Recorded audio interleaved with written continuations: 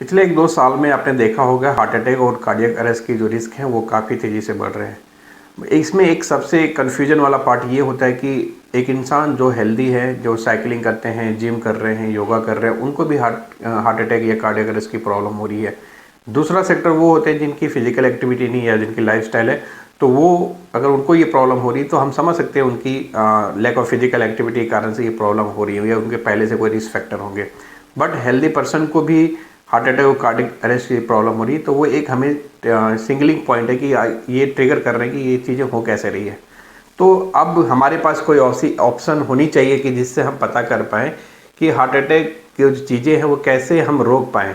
तो लोग कहते हैं prevention is better than cure, तो वो इसलिए बोला जाता है क्योंकि हम चीज़ों को पहले प्रिवेंट कर लें तो हम चीज़ों कर लें तो होने वाले समय में जो हार्ट अटैक की चीज़ का उसको हम कर पाएंगे। ऐसा नहीं कहेंगे हम बिल्कुल बंद हो जाए, बट कुछ परसेंटेज के लिए हम उसको कम कर सकते हैं।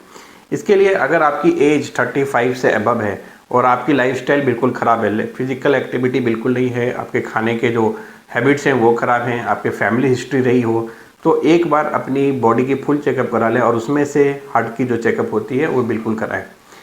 हार्ट की चेकअप के लिए सबसे पहले स्टार्टिंग हम करते हैं ब्लड टेस्ट से। पैथोलॉजिकल बोलेंगे तो ब्लड टेस्ट सारे होते हैं, पूरी बॉडी कंप्लीट ब्लड टेस्ट कराएं जिसमें कि लीवर, किडनी, सीबीसी, आपकी lipid profile, CRP, vitamin D, blood glucose, ये सारी टेस्ट होनी चाहिए। तो उससे हमें पता चलता है कि पैथोलॉजिकल कंडीशन आपकी ब्लड की क्या है। दूसरा हो गया रेडियोलॉजी। रेडियोलॉजी में स्टार्ट करते हैं हम ईसीजी से। कभी कभी ईसीजी फाइंडिंग होगा, कुछ नहीं दिखेगा। दूसरा टीएमटी अगर जाते हैं तो टीएमटी में इंडिकेशन दिखते हैं कि माइट भी आपकी हार्ट में ब्लॉकेज हो रही है या है, कितना परसेंट है। अगर उसमें पॉजिटिव इंडिकेशन दिखते हैं तो फिर हम रिकमेंड करते हैं स्ट्रेस इको के लिए। डॉक्टर स्ट्रेस इको कर देखेंगे कि आपकी हार्ट की वॉल्स एक्टिविटी, वाल्व की जो एक्टिविटी है वो कैसी है, कितना परसेंट आपकी हार्ट की पंपिंग काम कर रही है। उसके बाद आती है सीटी कोरोनरी एंजियोग्राफी।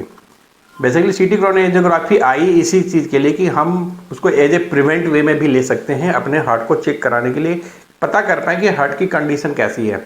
अब हम पहले जब हमारी हार्ट की स्कैनिंग होती थी एंजियोग्राफी, तो तार वाली, कैथेटर वाली, वो अभी भी करते, तो उसमें दोनों प्रोसीजर एक साथ होती थी। कोशिश करते थे दोबारा प्रिक ना हो, तो उस टाइम हम एंजियोप्लास्टी भी करते थे। बट अभी जो सीटी कोरोनरी एंजियोग्राफी है, बेसिकली उसका कंसेप्ट ये है कि एक तो हो गई, चलो हम डायग्नोस करने के लिए कहते हैं, दूसरा सबसे अच्छी चीज़ है कि उसको हम प्रिवेंट करने के लिए हार्ट की कंडीशन, हार्ट की जो ब्लड वेसल्स है उसमें कितनी परसेंट ब्लॉकेज है उसको पता करने के लिए। तो जो सीटी कोरोनरी एंजियोग्राफी की टेस्ट है हार्ट की ब्लॉकेज पता करने के लिए, आपकी एज 35 से अबव है, रिस्क फैक्टर है, आपकी फैमिली हिस्ट्री रही हो, आपका लाइफस्टाइल ख़राब है, तो आगे चल के आपकी ये प्रॉब्लम हो सकती है। इसके साथ अगर क्रोनिक, अगर डायबिटिक हैं या हाइपरटेंशन की मेडिसिन ले रहे हैं तो आने वाले समय में आपको हार्ट अटैक की प्रॉब्लम हो सकती है। इसके लिए आप सीटी कोरोनरी एंजियोग्राफी एकमात्र ऐसा टेस्ट है जिसको आप पहले पता कर पाएंगे कि आपकी हार्ट की जो ब्लॉकेज है उसकी परसेंटेज क्या है। अगर उसको आप पहले कर पाए तो आने वाले समय में आप हार्ट अटैक और इसको ऐसे ही रोक सकते हैं, वरना ऐसी कोई चीज़ अभी आई नहीं जिससे कि हम पहले प्रेडिक्ट कर लें कि आपकी हार्ट की कैपेसिटी या हार्ट में ब्लॉकेज कितना है। तो जितने भी लोग हैं, अगर आपकी लाइफस्टाइल ख़राब है तो बिल्कुल ये टेस्ट करा लें। और प्लस हमारे ओप्लस हार्ट सेंटर ऑल इंडिया जितने भी ब्रांचेज हैं हम स्पेशल पैकेज में देते हैं, इसलिए कि ताकि ये प्रिवेंटिव मेथड है तो आप ये करा सकते हैं। तो जहाँ से भी जो भी लोग वीडियो देख रहे हैं, अगर आपकी कंडीशन है, फैमिली हिस्ट्री है, तो बिल्कुल ये टेस्ट कराएं और अपनी जो आने वाले समय में हार्ट अटैक की जो प्रिवेंशन को आप रोक सकते हैं। Thank you. Subscribe now and press the bell icon. Never miss an update.